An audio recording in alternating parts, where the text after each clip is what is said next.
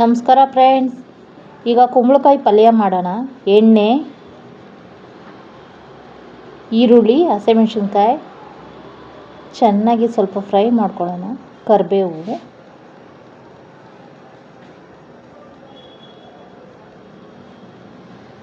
ಕರಿಬೇವು, ಕುಂಬಳಕಾಯಿನ ಸಣ್ಣ ಸಣ್ಣದಾಗಿ ಪೀಸ್ ಮಾಡಿ ಮಡಿಕೊಂಡಿದ್ದೀನಿ.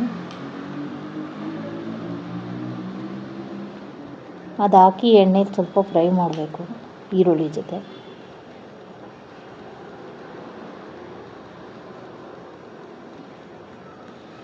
ತುಂಬ ಚೆನ್ನಾಗಿರುತ್ತೆ ಫ್ರೆಂಡ್ಸ್. ಚಪಾತಿ ಜೊತೆ, ಅನ್ನಕ್ಕೂ ತಿನ್ಬೋದು.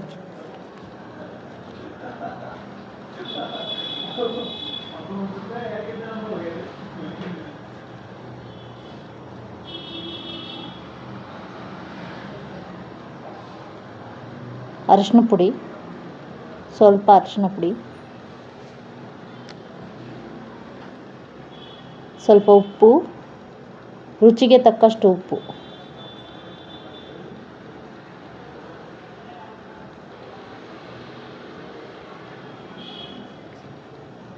ಫ್ರೈ ಮಾಡಬೇಕು. ಮಿಕ್ಸ್ ಮಾಡಬೇಕು. ಸತಿ ಮಿಕ್ಸ್ ಮಾಡಬೇಕು, ಚೆನ್ನಾಗಿ ಮಿಕ್ಸ್ ಮಾಡಬೇಕು. ಈಗ ಖಾರದ ಪುಡಿ, ಆಮೇಲೆ ಧನಿಯಾ ಪುಡಿ. ಈಗ ಚೆನ್ನಾಗಿ ಮಿಕ್ಸ್ ಮಾಡಬೇಕು. ಚೆನ್ನಾಗಿ ಮಾಡಬೇಕು ಮಿಕ್ಸಿಂಗು.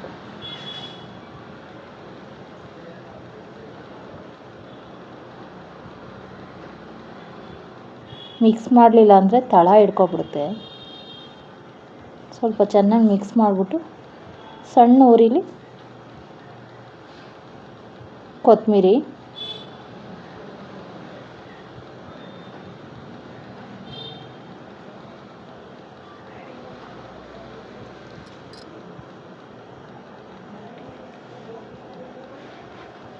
ಈಗ ರೆಡಿ ನೋಡಿ ಫ್ರೆಂಡ್ಸ್. ಕುಂಬಳಕಾಯಿ ಪಲ್ಯ ಚಪಾತಿ, ಅನ್ನಕ್ಕೆ ಎಲ್ಲ ತುಂಬ ಚೆನ್ನಾಗಿರುತ್ತೆ. ಒಂದು ಸತಿ ಮಾಡಿ ತಿಂದು ನೋಡಿ.